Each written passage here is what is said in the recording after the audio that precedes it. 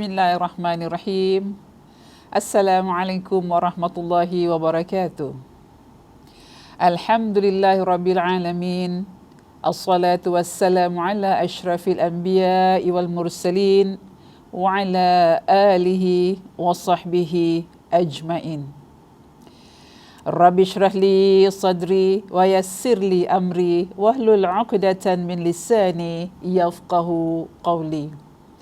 Allahumma salli ala Sayyidina Muhammad wa ala ali Sayyidina Muhammad kama sallaita ala Sayyidina Ibrahim wa ala ali Sayyidina Ibrahim wa barik ala Sayyidina Muhammad wa ala ali Sayyidina Muhammad kama barakta ala Sayyidina Ibrahim wa ala ali Sayyidina Ibrahim fil alamina innaka hamidum majid. Alhamdulillahirabbil alamin. Segala puji bagi Allah dan syukur bagi Allah Ta'ala, Tuhan yang maha pengasih lagi maha penyayang, Tuhan yang maha pemurah dengan segala limpahan rahmat dan kurnia-Nya yang sungguh luar biasa, yang terlalu banyak kepada hamba-hambanya. Selawat dan salam buat junjungan tercinta Rasulullah sallallahu alaihi wasallam dan Rasul yang amat menyayangi akan umatnya, sehingga terakam dalam Al-Quran yang menyifatkan kemuliaan sifat baginda sallallahu alaihi wasallam. Sesungguhnya telah datang kepada kamu semua seorang Rasul dari kalangan kamu yang terasa amat berat sekali baginya jika ditimpa suatu kesusahan terhadap kamu. Jika sesungguhnya mengambil berat terhadap kamu, malahan amat penyayang bagi orang yang beriman, yang ini dalam surah At-Taubah ayat 128 dan 129. Alhamdulillahirabbil alamin. Jamaah muslimah yang dirahmati Allah, bertemu kita, bersiaran kita kembali dalam alam maya, iaitu hari ini Alhamdulillah masuk hari Rabu 9 September 2020 bersamaan dengan 21 Muharram 1442 Hijriah. Alhamdulillah kita telah meniti hari-hari bulan Muharram sepanjang atau selama 21 hari daripada bermula 1 Muharram sehingga kini. Alhamdulillah ibu-ibu yang dirahmati Allah, Allah memberikan kita amanah usia untuk melangkah di tahun dan bulan yang baru. Semoga kita menjadi hamba Allah yang selalu bersyukur dan bersabar. Tentunya kita ingin mengetahui apa saja keutamaan dan keistimewaan dalam bulan Muharram serta amalan-amalan sunnah di bulan Muharram. Pada minggu lepas, saya telah berikan sedikit apakah amalan baik, perkara-perkara yang baik dapat dilakukan sepanjang bulan Muharram. Salah satunya adalah, kata Rasulullah, barang siapa dapat berpuasa hari Tasu'a dan hari Ashura, benda dah berlalu. Bagi yang telah berjaya melaksanakan ibadah puasa sunnah Tasu'a dan Ashura, Alhamdulillah. Bagi yang belum, yang tak berkesempatan, kita masih ada lagi sisa-sisa hari kita hari ini. Mari Bu, kita bangkitkan semangat kita. Kita atur saf kita. Kita ajak anak-anak kita. Mari. Ada sisa sedikit ni, kita lapangkan masa. Kalau tak dapat hari Tasu'a dan Ashura, kita mengambil hari Senin dan hari Khamis. Itu juga sudah memadai dalam kita melakukan sunnah-sunnah Rasulullah sallallahu alaihi wasallam. Itulah Nabi. Itulah Rasul yang telah mengangkat darjat kita sebagai seorang wanita, yang mengangkat darjat umat-umatnya dari zaman kegelapan menuju sekarang ke alam yang penuh terang benderang. Segala ajaran Rasulullah, saya katakan sekali lagi, masih lagi relevan sehingga hari ini. Cuma kita saja sama ada nak mengambil atau tidak. Bagi yang mengambil, insya-Allah ada ganjarannya. Bagi yang tak mengambil, kita mengatur langkah kita lagi. Cepat-cepat kerana usia kita tak dapat jangka kan. Selagi ada hayat di kandung badan, mari kita rebut peluang-peluang yang telah Allah berikan pada kita. Baik, Jamaah yang rahmati Allah, hari ini saya akan masuk bab hijrah hati. Kenapa saya cakap hati? Hati ini adalah juzuk terpenting dalam diri manusia. Macam kita kalau baca Quran, ada chapternya, ada juzuknya. Daripada ayat berapa sampai ayat berapa, ada sambungannya. Jadi kalau hati tu, ibarat dia dekat dalam ni, dia duduk. Tak ada yang lihat, tak ada yang nampak. Hanya kita sendiri yang merasa ke mana arah hati tadi. Jadi saya ulangkan lagi, kenapa hati? Hati adalah juzuk terpenting dalam diri manusia. Siapa yang tak ada hati, angkat tangan ibu-ibu di luar. Tak ada, semua ada hati Alhamdulillah. Itu satu organ yang dekat dalam. Fungsinya, kalau dibikin dengan baik, maka segala amalan soleh kita akan jadi baik. Tetapi, kalau fungsi hati tadi, peranan hati tadi, kita tak gunakan dengan sebaik mungkin, dia akan merosakkan seluruh anggota kita. Baik, insyaAllah. Saya sambung lagi. Hati ibarat raja atau penguasa dalam diri. Raja. Kita suka ke kita tak suka, dia tentukan. Sama ada kita hendak ke tak hendak, dia juga menentukan. Sama ada perkara tu boleh dilakukan atau tak boleh dilakukan, hati juga menentukan. Sebab tu ada lagu kan, dari mana datangnya cinta kan? Dari mata turun ke hati. Ada lagi pepatah mengatakan, tak kenal maka tak cinta. Itu pepatah-pepatah Melayu yang penuh dengan kiasan, tapi kalau kita ungkapkan dalam diri kita, kalau kita bawa dengan baik, insya-Allah akan jadi baik. Allahumma amin. Hati yang menentukan arah tuju hidup ataupun anggota-anggota lain hanya mengikut saja. Dia umpama raja. Hati ni raja. Dia berkuasa. Nak jadikan apa semua dengan hati. Kadang-kadang kat sini lambat. Sini aja cakap, tapi hati dah start. Oh, aku tak nak ini, aku tak nak itu, aku nak ini, aku nak ini. Nampak? Akal hanya fikir sementara, tapi hati tu yang lagi kuat. Sebab tu Rasulullah kata, jaga hati kita, jangan dinodai. Jangan dinodai walaupun setitik dalam hati kita. Baik, hakikat ini telah diperingatkan oleh Nabi Muhammad sallallahu alaihi wasallam dalam sabdanya yang berbunyi, Bismillahirrahmanirrahim. Ala wa inna fil jasadi mudghatan idza salahat salahal jasadu kulluhu wa idza fasadat fasadal jasadu kulluhu ala wa hiya al-qalb.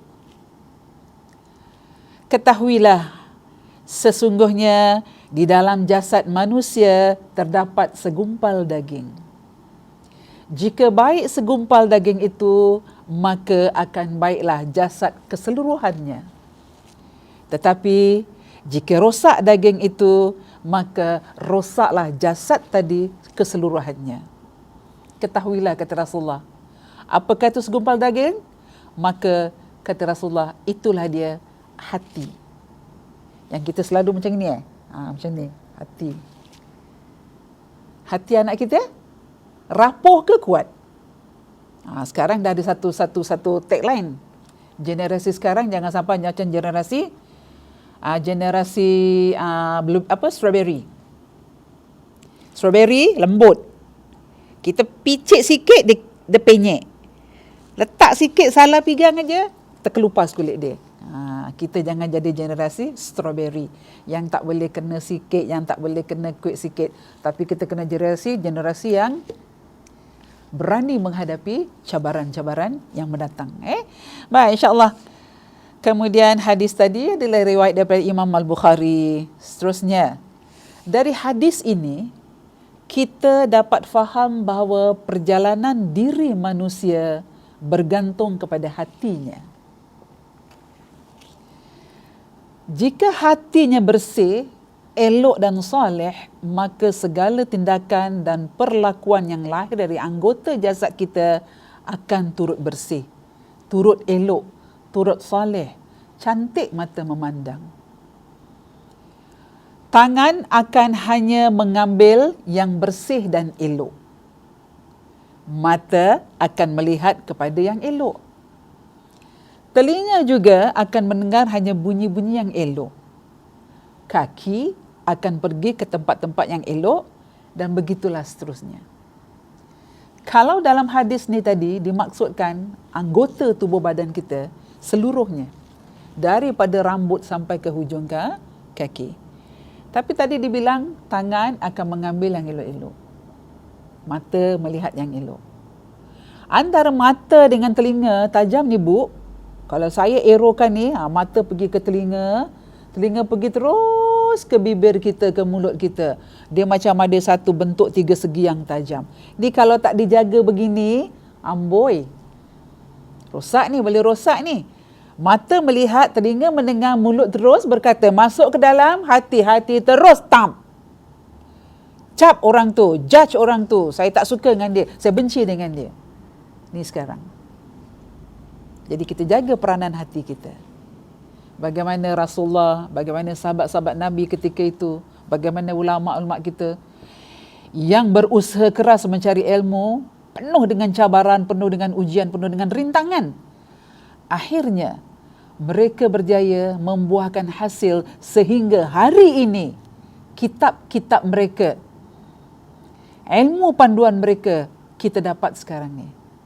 Kitab Imam Nawawi sampai sekarang kita ada. Kita tak nampak orangnya, tapi melalui kitabnya kita dapat ilmunya sehingga ke hari ini. Jadi dari itu, jaga hati jangan dikotorkan.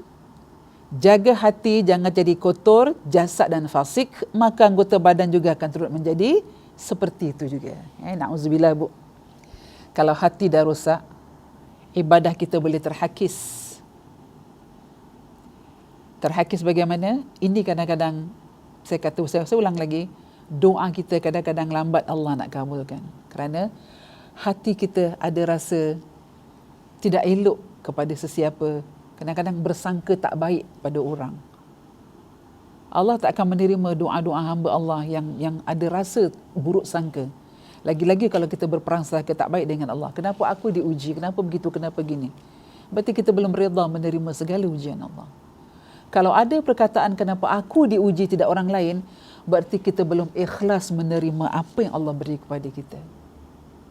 Hati kita belum reda lagi nak terima. Cakap pasal hati memang tak ada obat nak diobati. Luka di tangan nampak berdarah tapi luka di hati amboi. Peribahasa tu. Luka di tangan Bu, taruh obat apa, taruh krim apa, nampak dia tutup, nampak dia, tapi parut tinggal, tapi luka di hati. Saya ustazah, kalau orang dah buat saya ingat sampai mati. Masya Allah Bu. Elakkanlah perkataan macam tu. Siapakah kita nak menjudge, nak menghukum kalimat-kalimat yang keluar daripada mulut kita? Berarti hati kita lagi hati yang belum bersih lagi kepada Allah. Kalau kalimat-kalimat itu datang daripada mulut kita. Nak memberi maaf tu bukan mudah. Selagi dia tak datang jumpa saya minta maaf ustazah, saya tak akan maafkan dia. Masya Allah Bu. Baru minggu lepas kita bincangkan. Nak amalan kita baik, Allah terima segala amalan kita, nak kita jadi penghuni syurga, maka kita kena perbaiki diri kita, terutama hati kita. Baik. Jamaah yang dirahmati Allah, terdapat 10 perkara tanda-tanda hati yang rosak. Ada 10 perkara. Nak ikutkan banyak, tapi saya ambil yang boleh kita ingat. Bila kita ingat, kita pandukan perkara ni, jangan kita teruskan perbuatan tu. Kita berhenti, istighfar pada Allah, minta ampun, kita kembali kepada kebenaran. Pertama, hati yang tidak merasa bersalah apabila terlibat melakukan dosa dan maksiat. Biasa je. Benda ni Bu, macam mana saya nak kasih contoh? Contoh. Kita kasih amanah. Saya cerita dengan awak tapi awak jangan cerita dengan orang tahu.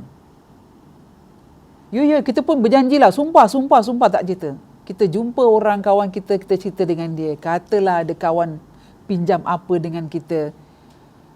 ataupun apa saja, kita pun ceritalah dengan si fulan. Tadi kawan kita yang orang punya yang berkata tu tadi adalah orang pertama. Kita jumpa orang kedua, kita jumpa orang ketiga, kita sampaikan. Kau kenal dia ni, kau kenal dia tu. Tadi dia cerita dengan aku dia gini. Berarti dah menabur tau. Dan menabur satu amanah yang kawan kata jangan cerita dengan orang, hanya awak saja, dia meluahkan dengan awak saja. Yang dia yakin, dia percaya hanya pada awak yang dia trust, yang dia yakin boleh simpan rahsia. Tapi kita dah bocorkan rahsia ni pada orang lain. Ini juga merupakan satu dosa. Berarti awak dah tak mana. Jadi bila kawan tadi yang mempercayai awak terdengar cerita ni, dia tanya balik pada awak. Awak kata apa? Oh tak lah, bukan kita. Kita tak cakap pun. Cepat kita menafikan. Satu lagi, suka cakap apa? Ustazah ni bohong biasa. Bohong masjid, bohong sunat. Bohong tak ada sunat. Dosa tetap dosa. Nabi tak mengajarkan kita setiap bohong tu adalah sunat. Ada tempat-tempatnya. Itu pun hanya para awliya anbiya saja yang diperuntukkan. Tapi bukan untuk kita. Jangan salah gunakan perkataan. Alah bohong sunat Ustazah sikit je. Dosa tetap dosa. Bohong tu adalah berdosa. Jangan kita amalkan. Jangan jadikan dosa sebagai pakaian dalam diri kita. Sikit-sikit nak kena, sikit-sikit nak kena. Bila dah jadi dosa tu sebagai pakaian, kita akan macam mana pun kita cakap benar, orang tak akan percaya. Sebab kebiasaan. Dah biasa mengucapkan perkataan-perkataan yang tidak benar. Jadi jaga. Sekarang ni semua di ujung jari. Saya ulang lagi, digital semua di ujung jari. Bila jari menekan, hati kata, tak keluar perkataan-perkataan yang tak diingini. Baik, kedua, perkara-perkara yang dapat merosakkan hati. Kedua, tidak terasa untuk melakukan bertaubat apabila melakukan kesalahan. Macam tak ada kisahlah. Alah, besok boleh taubat apa? Bukan kita cakap banyak-banyak Ustazah, sikit je.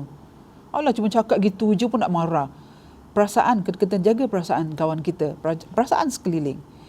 Tidak terasa untuk melakukan taubat pun. Sepaling tidaklah, kata Rasulullah, bila kamu melakukan dosa, istighfar. Astaghfirullahalazim, wahai Allah, tadi aku telah mengata kawan aku. Tadi aku telah mengata jiran aku. Tadi aku telah macam terketik mata ni dengan kawan kita yang macam kita tak setuju apa pendapat dia ke, apa kata-kata dia. Ampunkan aku ya Allah. Rasulullah setiap hari memohon keampunan kepada Allah. Setiap hari. Sehingga sahabat berkata, ya Rasulullah, tak ada dosa kamu dengan Allah. Saya ulang kembali pada minggu lepas. Apa Rasul jawab? Alangkah baiknya wahai sahabat jika aku akan diambil oleh Allah kembali kepada Sang Pencipta, aku sedang dalam beramal. Jadi tak salah kalau kita dah melakukan kesilapan. Kadang-kadang tertinggi suara dengan mak kita sekalipun. Contoh, mak suruh pergi kedai. Ada benda kita terlupa. Kadang orang tua ni tak ingat kan. Dia dah ingat-ingat daripada rumah sampai kat pasar dia lupa. Balik dah buka-buka barang, terlupa. Abang, kakak, siapa yang kat rumah dia panggil. Itu panggilan mak kita mesra dengan anak. Tolong kak, mak terlupa garam. Kita pun cakap, alah mak ni. Ataupun lidah kita, macam tu saja bu. Sudah dosa tau. Perintah mak kita tak tunaikan, tapi kita mengeluarkan dengan kata-kata yang signal macam tu. Jadi kalau kita tak minta istighfar pada Allah, tak minta ampun, maka benda ni akan berkumpul dalam hati kita. Hati yang bersih tadi akan didotkan. Satu dot.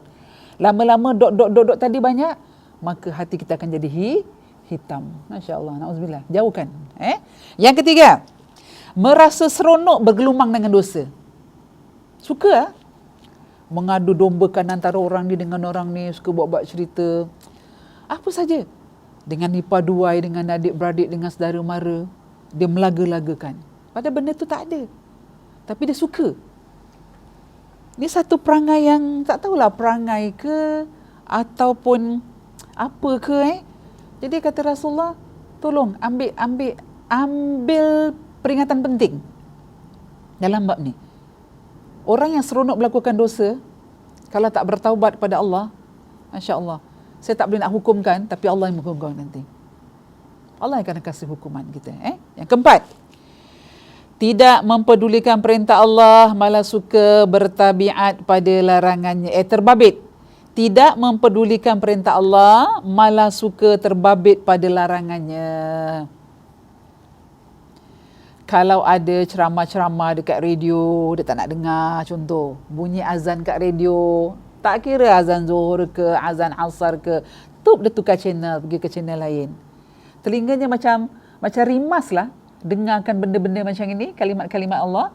Kemudian apa yang dilarang itulah dibuat, apa yang disuruh dia tak buat.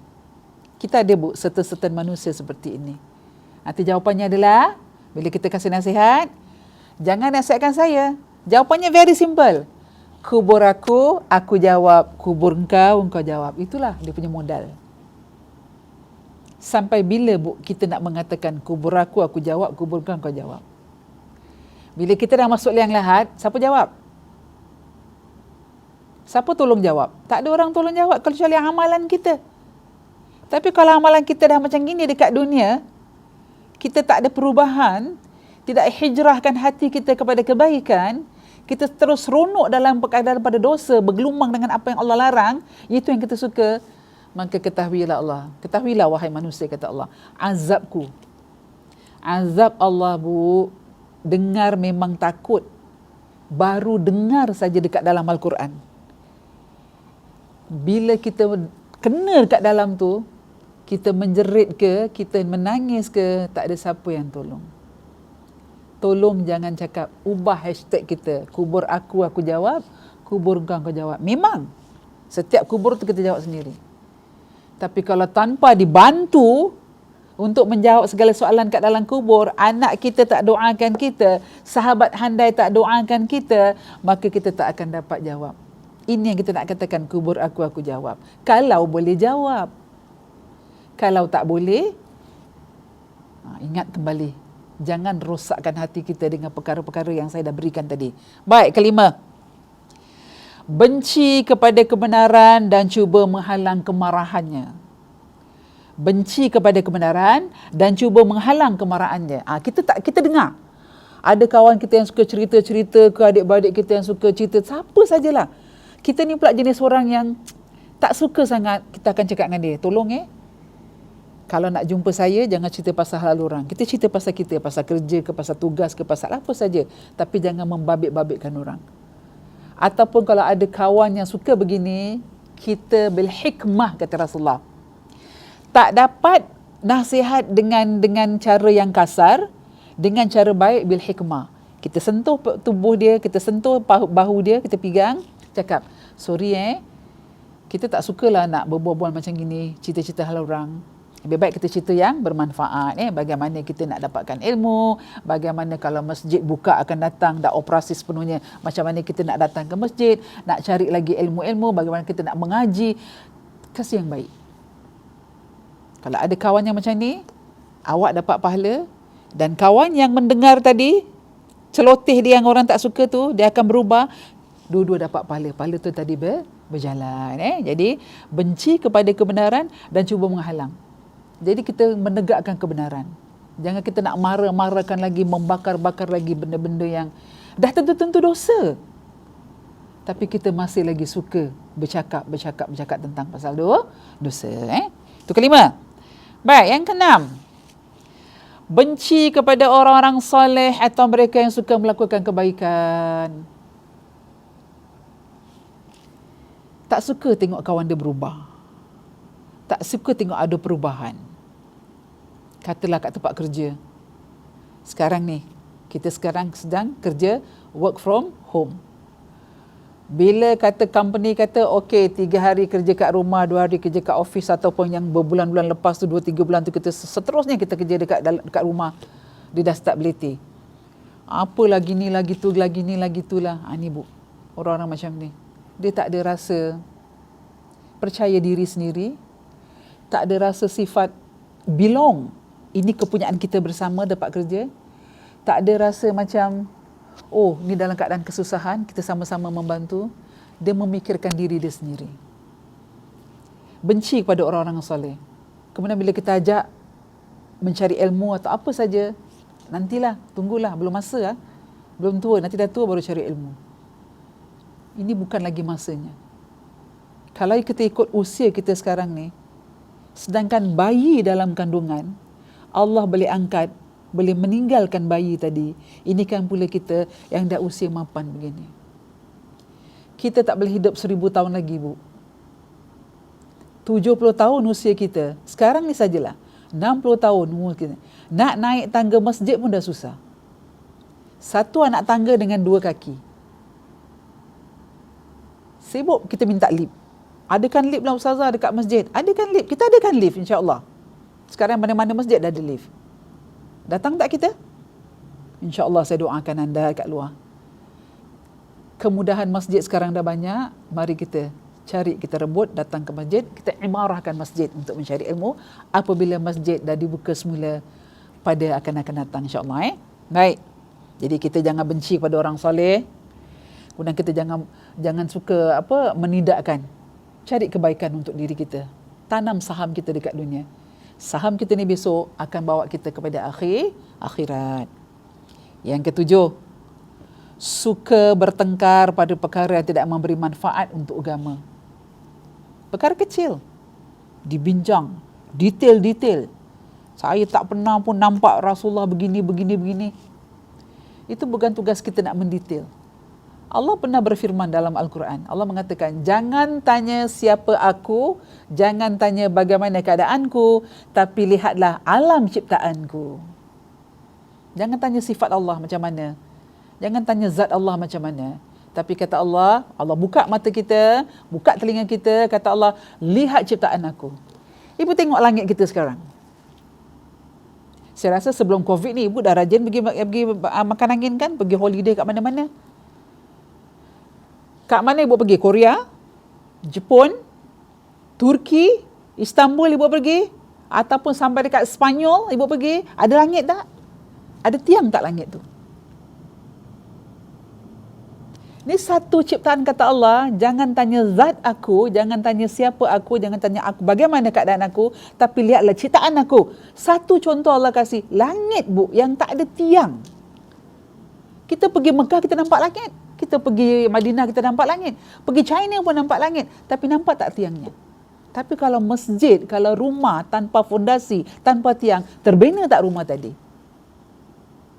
Ini satu soalan yang Allah kasih pada kita. Kalau kita tak menelusuri dalam hati yang bersih, kita akan cakap yang bukan-bukan.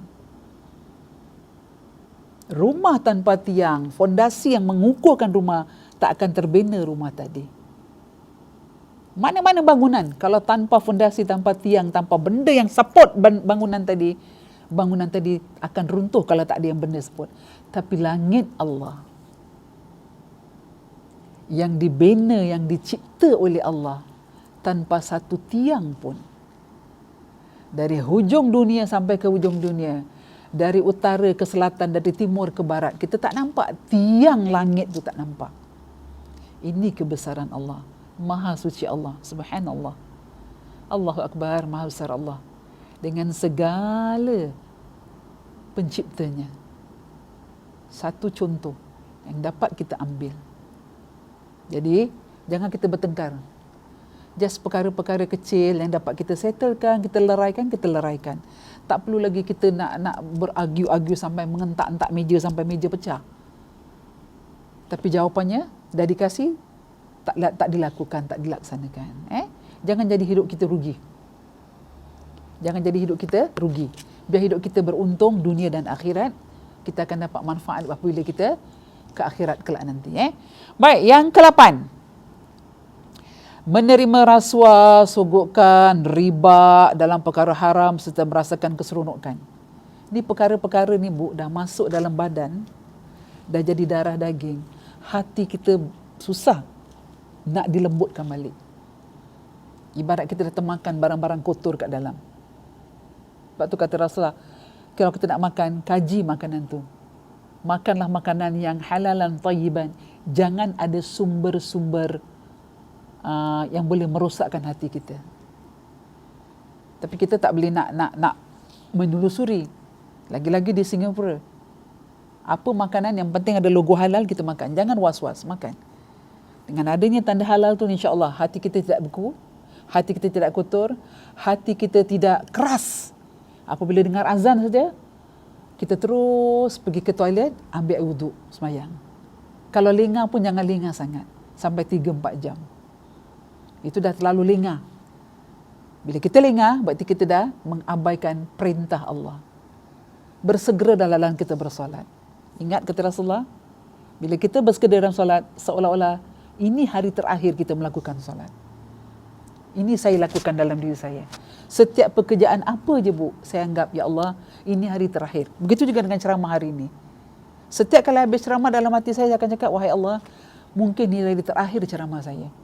Bila saya ingat hari terakhir, saya akan kumpul balik tenaga saya untuk munajat pada Allah. Tapi kalau saya cakap, oh besok masih ada, berarti saya akan lalai.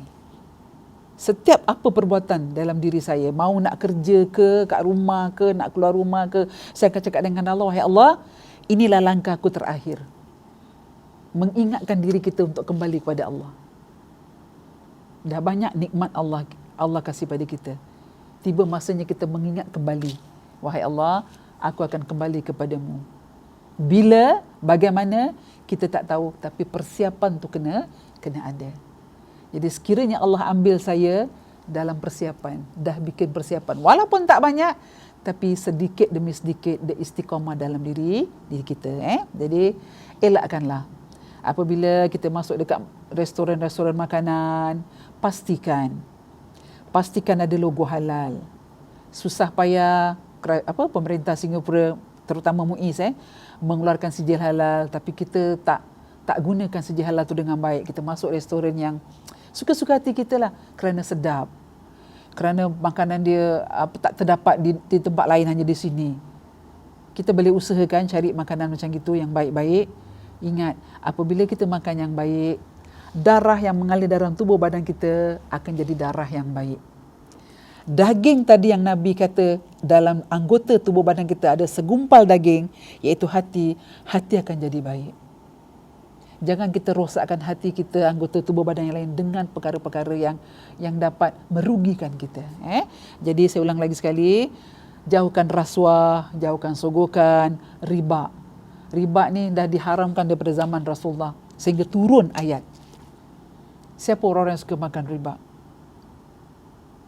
Amat besar dosa orang yang makan riba, walaupun sedikit. Kemudian, dan jangan merasa seronoklah apabila kita melakukan dosa.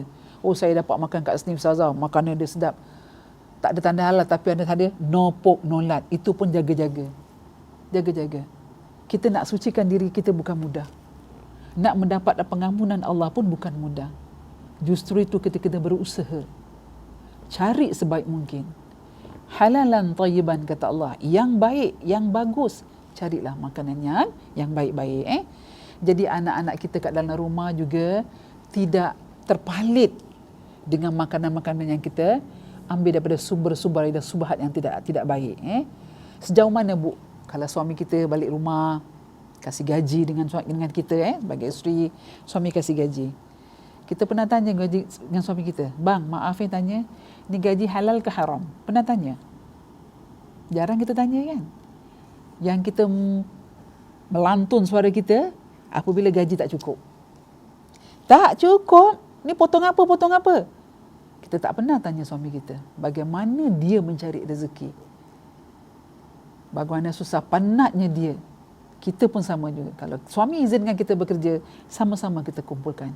Ya Allah, setiap kali dapat gaji, doa. Ya Allah, bersihkanlah gajiku. Tak kira anda kerja di mana. Dengan gaji yang bersih ni, wahai Allah, agar lahir dalam diri anak-anakku, anak yang soleh, yang solihah, yang taat akan perintahmu, wahai Allah. Jauhkanlah rezeki aku ni, gajiku daripada sumber-sumber yang haram. Jika ada sumber yang haram, wahai Allah, tolonglah bersihkan. Tolong bersihkan, wahai Allah. Sebab tu Nabi menggalakkan kita untuk selalu solat sunnah duha.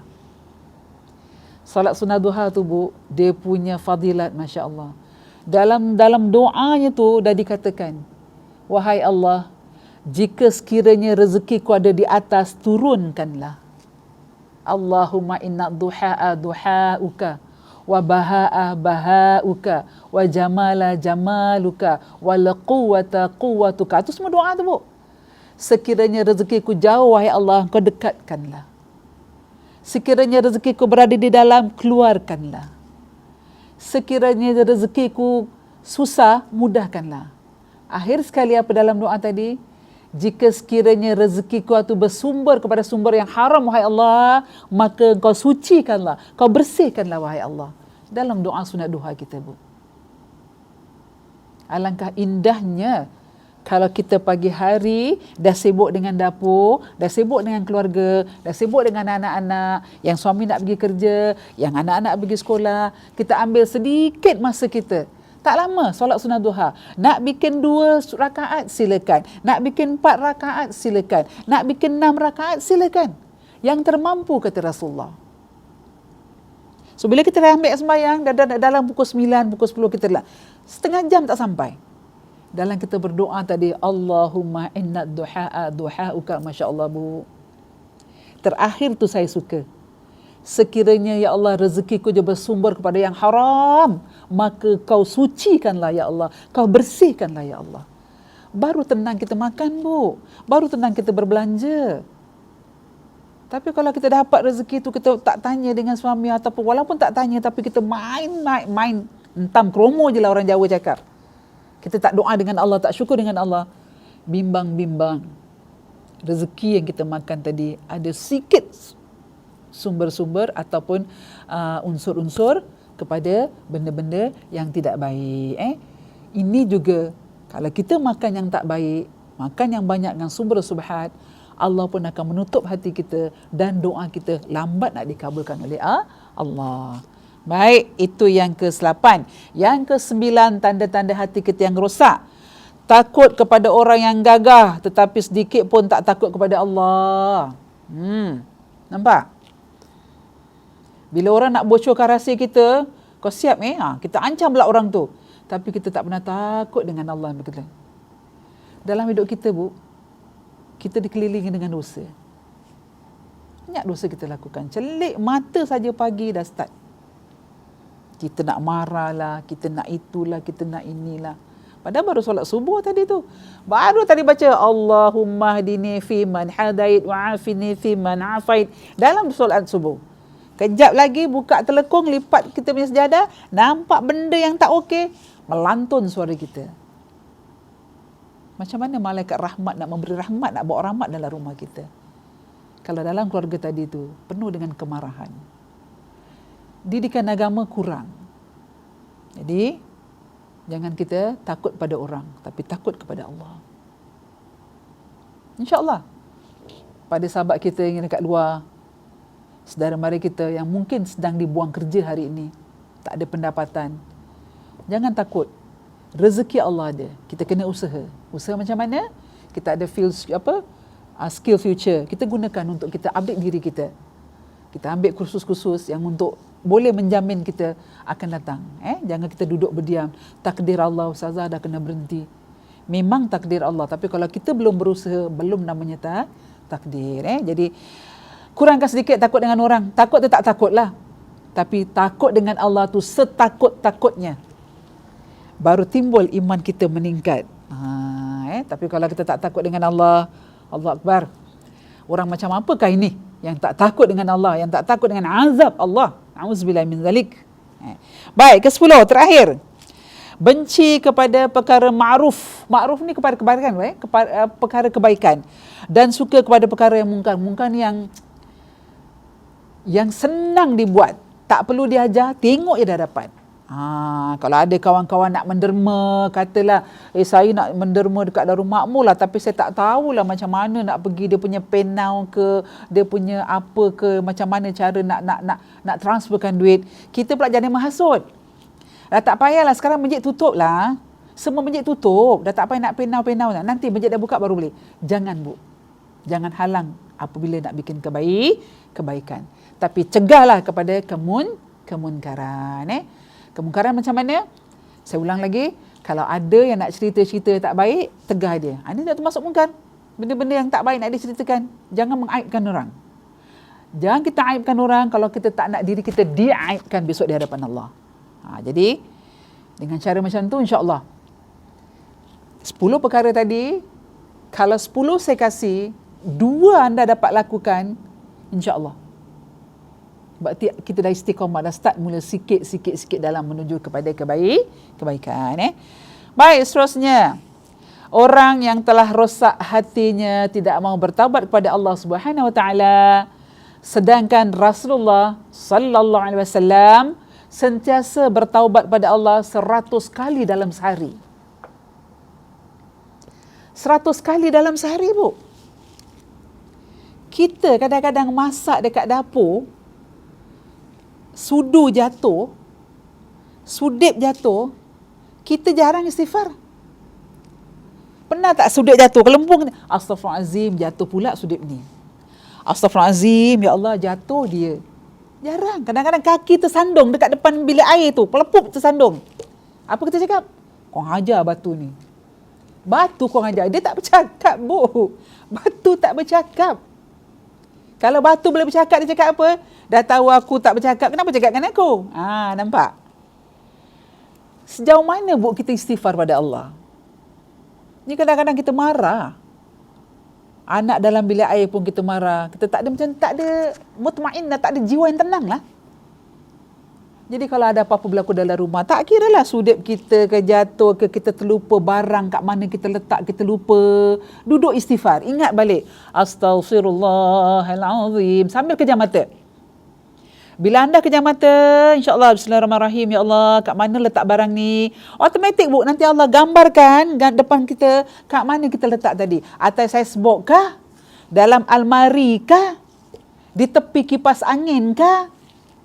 Allah akan gambarkan. Kadang-kadang satu hari cari tak jumpa. Dah istighfar sahaja tak jumpa. Tapi Allah bukakan kita. Kadang-kadang waktu nak angkat takbir dalam solat dah terbayang. Masya Allah, rupanya kat sini tempatnya. Duit kita ke, cincin kahwin kita ke, brooch kita ke. Jangan mengamuk-ngamuk, jangan marah-marah. Nabi bertasbih, beristighfar 100 kali sehari, Bu. Mampukah kita challenge dengan Rasulullah? Kalau Rasulullah boleh 100 kali, kita lebih sikit. Ni kadang-kadang mak-mak cakap, dalam kita solat, habis saja solat fardu, Assalamualaikum warahmatullahi kanan, Assalamualaikum warahmatullahi kiri. Lebih kurang, tutup telekung kita. Buka telekung, tutup sejadah kita. Tasbih kita tu, takbir, tahmid dan takbir tu, 3/3. Cukup 3/3? Ustazah, masa saya lah Ustazah, tak ada masa. Asyik cakap tak ada masa. Bila kita cakap tak ada masa, Allah akan kasih tak ada masa. Kita cuba. Selagi kita belum cuba, kita belum dapat manfaatnya. Bila dah cuba, awak akan rasa nikmatnya, kemanisannya tadi. Berzikir, bertakbir, bertahmid pada Allah. Jangan lokit-lokit dengan Allah lah. Allah tak lokit dengan kita. Setiap kali kita doa, Allah kasih. Walaupun tak nampak berupa benda yang dikasih, tapi kita dapat rasa rezeki kita bertambah. Kita kasih orang makanan tu balik pada kita. 1 piring kita kasih jiran kita, 10 piring datang pada kita. Maksudnya bukan nampak piringnya. Hari ini orang kasih, besok orang lain kasih, besok lagi orang lain kasih. Ini berpiring-piring datang. Jangan lokit dengan Allah. Orang lokit dengan Allah tu orang sombong. Allah sendiri cakap, barang siapa hamba-Ku yang habis salat tak nak berdoa kepada-Ku, tak nak minta kata Allah, itu hamba-Ku yang sombong. Macam kita tahu segala-galanya. Tak. Manusia tak boleh hidup seorang, Bu. Manusia kena hidup berangkai. Hablum minallah, hablum minannas. Dengan Allah, dengan masyarakat. Kita minta dengan Allah. Merayu dengan Allah. InsyaAllah. Allah kasih. Kenapa untuk istighfar pada Allah tu susah sangat? Bukan keluarkan duit. Tak ada modal pun.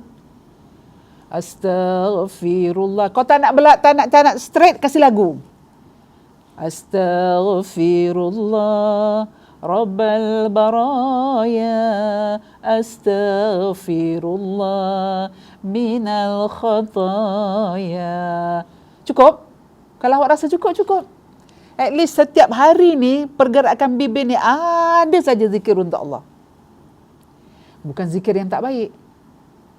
Bukan zikir yang memaki hamun, tidak. Itu bukan zikir namanya. Jadi kita ubah. Kemudian Nabi bersabda yang bermaksud, wahai manusia, Bertaubatlah kepada Allah, sesungguhnya aku bertaubat kepada Allah setiap hari sebanyak 100 kali. Hadis riwayat Muslim. Bila kita cerita pasal hadis Nabi, Bu, jangan kita cakap lah, dia Rasulullah Ustazah, bolehlah Allah jaga dia. Habis kita siapa jaga kita? Allah jaga kita kan? Buat termampu. InsyaAllah yang penting istiqomah dalam melakukan sesuatu ibadah yang baik. Baik, seterusnya. Dari Abdullah bin Amr bin Aus radhiyallahu an berkata, seorang lelaki bertanya kepada Rasulullah, orang Islam yang bagaimanakah yang paling baik? Jawab Rasulullah SAW, ialah orang-orang yang menjaga orang-orang Islam lainnya dari bencana lidah dan perbuatannya. Nampak?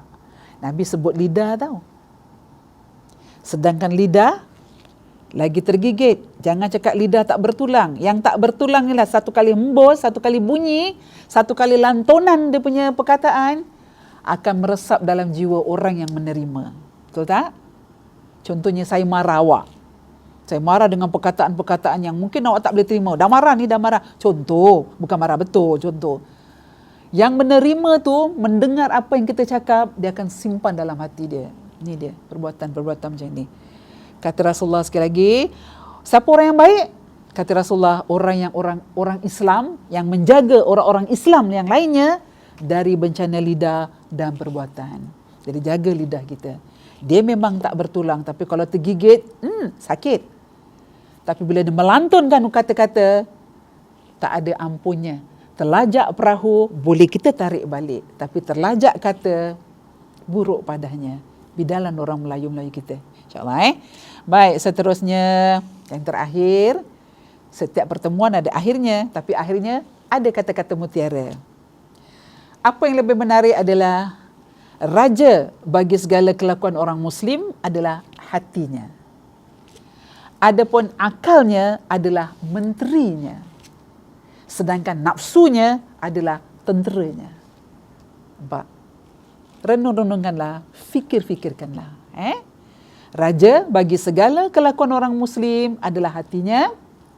Adapun akalnya adalah menterinya. Sedangkan nafsunya adalah tenteranya. Fikir-fikirkanlah. Baik, kemudian terakhir, orang yang berakal kurang bercakap tetapi banyak berbuat.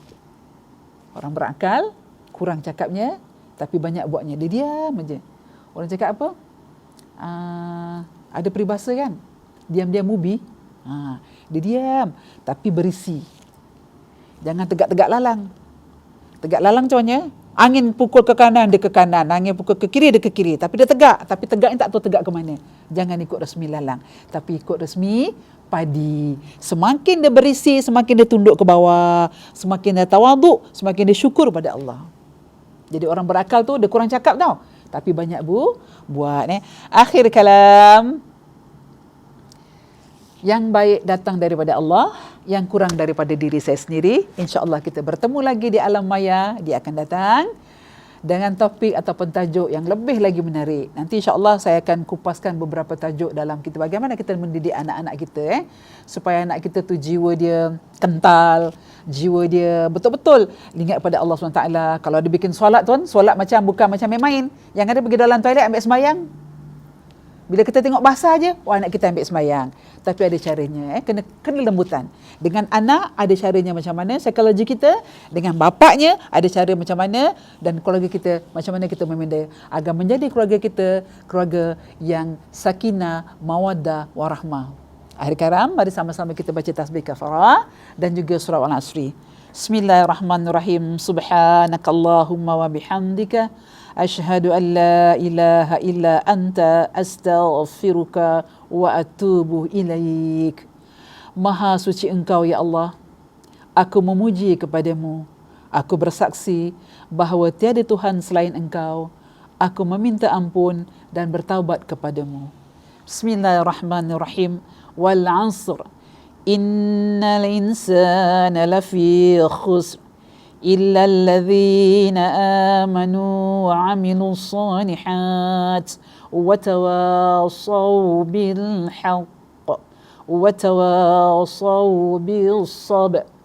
Demi masa, sesungguhnya manusia di dalam kerugian, kecuali orang-orang yang beriman dan beramal saleh dan mereka berpesan-pesan kepada kebenaran serta berpesan-pesan kepada kesabaran. Sadaqallahul azim. Akhir kalam. Assalamualaikum warahmatullahi wabarakatuh.